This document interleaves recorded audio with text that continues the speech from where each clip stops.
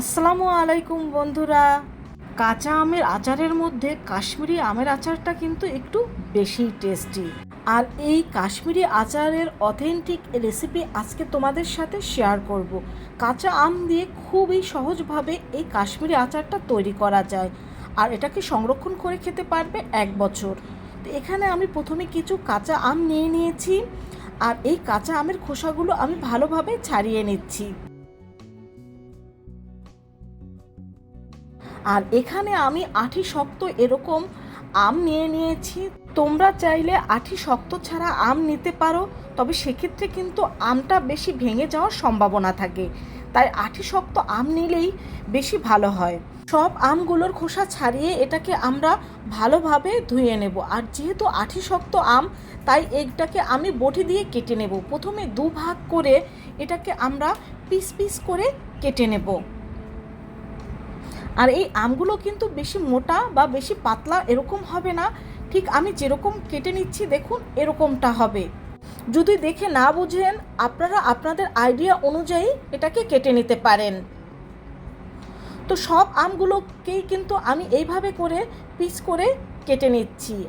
আর আমি কিন্তু এরই মধ্যে সব আমগুলো কেটে নিয়েছি, দেখতে পাচ্ছেন সব আম আমার কাটা হয়ে গিয়েছে।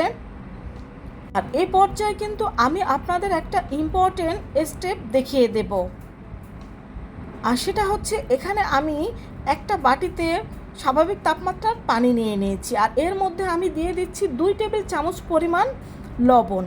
আর এই লবণটাকে কিন্তু পানির সাথে ভালোভাবে মিশিয়ে নিচ্ছি। আর এই লবণ পানির মধ্যে কিন্তু আমি সব আমের এই টুকরাগুলো দিয়ে দেব। আর এটাকে আমি ভিজিয়ে কিন্তু 15 থেকে 20 মিনিট এইভাবে করেই রেখে দেব। এতে আমের মধ্যে থাকা সব কষগুলো বের হয়ে যাবে, আর আমের মধ্যে কিন্তু কিছুটা লবণও ঢুকবে। 20 মিনিট পরে আমি লবণ পানি থেকে আমগুলো তুলে নিচ্ছি। আর লবণ পানি থেকে আমগুলো তুলে এর কিন্তু ভালোভাবে পানি ঝরিয়ে নিতে হবে। এখানে আমি কিছু আদা লম্বা লম্বা করে কুচি করে নিয়েছি, আর নিয়েছি কিছু মরিচ কুচি। আর এই মরিচ কুচিটা হলো শুকনো মরিচের ভিতর থেকে বিচিটা ফেলে দিয়ে এটাকে আমরা ছোট ছোট করে কেটে নিয়েছি। এখন একটা প্যানের মধ্যে আমি দিয়ে দেব 1.5 কাপ পরিমাণ চিনি। তো 1.5 কাপ পরিমাণ চিনির মধ্যে আমি দিয়ে দেব 1/2 কাপ পরিমাণ পানি। এর বেশি এখানে পানির কোনো প্রয়োজন নেই। তো এখন এটাকে আমি কিছুটা জাল করে নেব। এটা কিছুটা ফুটে উঠলেই এর মধ্যে আমরা দিয়ে দেব সেই আদা কুচিগুলো। আর আদা কুচিটা দিয়ে দেওয়ার পরে কিন্তু আমি এটাকে 1 থেকে 1.5 মিনিট জাল করে নেব। তো 1 থেকে 1.5 মিনিট এটাকে জাল করে নেওয়ার পরে এর মধ্যে আমরা সেই পানি ঝরানো আমের টুকরোগুলো দিয়ে দেব। তো সব আম দিয়ে দেওয়ার পরে আমটাকে আমরা ভালোভাবে একটু নেড়ে দিচ্ছি। আপনারা যারা আচার তৈরি করেন তারা অবশ্যই জানেন রোদে শুকানো ছাড়া যে আম দিয়ে আচার তৈরি করা হয়, সেই আম থেকে কিন্তু প্রচুর পরিমাণের পানি বের হয়। তো দেখতেই পাচ্ছেন আমাদের আম থেকে কিন্তু প্রচুর পরিমাণের পানি বের হচ্ছে। আর এই আচারটা কিন্তু আমি চুলার হিট মিডিয়াম রেখেই তৈরি করে নিয়েছি। তো আমাদের আমটা কিন্তু অনেকটা পরিমাণে সিদ্ধ হয়ে গিয়েছে। এ অবস্থায় কিন্তু একটু হালকা হাতেই নেড়ে দিতে হবে। তো এখন 90% সিদ্ধ হয়ে গিয়েছে। এর মধ্যে আমি দিয়ে দেব স্বাদ মতো লবণ, আর দিয়ে দেব সেই মরিচ কুচিগুলো। এখন এই লবণ আর মরিচ কুচিগুলো আলতো হাতে এই আমের আচারের সাথে মিশিয়ে নিতে হবে।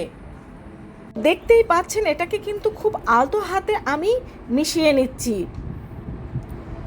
তো এটাকে মিশিয়ে নেওয়ার পরে 1 মিনিটের মতো জাল করে নেব। এখন এর মধ্যে আমি দিয়ে দেব 2 টেবিল চামচ পরিমাণ ভিনেগার। এই ভিনেগারটা কিন্তু অবশ্যই দিতে হবে আচারটা সংরক্ষণ করার জন্য। আর যদি আপনারা সাথে সাথে খেয়ে ফেলতে চান সেক্ষেত্রে এই ভিনেগারটা না দিলেও হবে। আর এই ভিনেগারটা দেওয়ার কারণে কিন্তু আপনারা এটা বছর জুড়ে সংরক্ষণ করে রাখতে পারবেন। তো ভিনেগারটা দেওয়ার পরে কিন্তু আমি আরও 2 মিনিট জাল করে নিচ্ছি। তো আমাদের আচারটা তৈরি হয়ে গিয়েছে। তো তৈরি হয়ে গেল অথেন্টিকভাবে কাশ্মীরি আমের আচার। আর এই আচারটা কিন্তু কম ঝাল হওয়ার কারণে বাচ্চারাও খুব পছন্দ করে থাকে। এই রেসিপি ফলো করে তোমরাও কিন্তু এরকম পারফেক্টভাবে কাশ্মীরি আচারটা তৈরি করে নিতে পারো।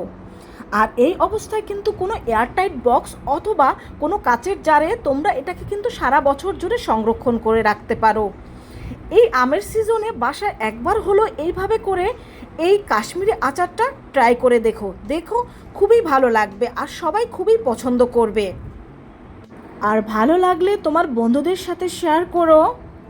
আর পরবর্তী ভিডিও পাওয়ার জন্য চ্যানেলটি সাবস্ক্রাইব করে আমার পাশে থেকো। সবাই ভালো থেকো। আল্লাহ হাফেজ।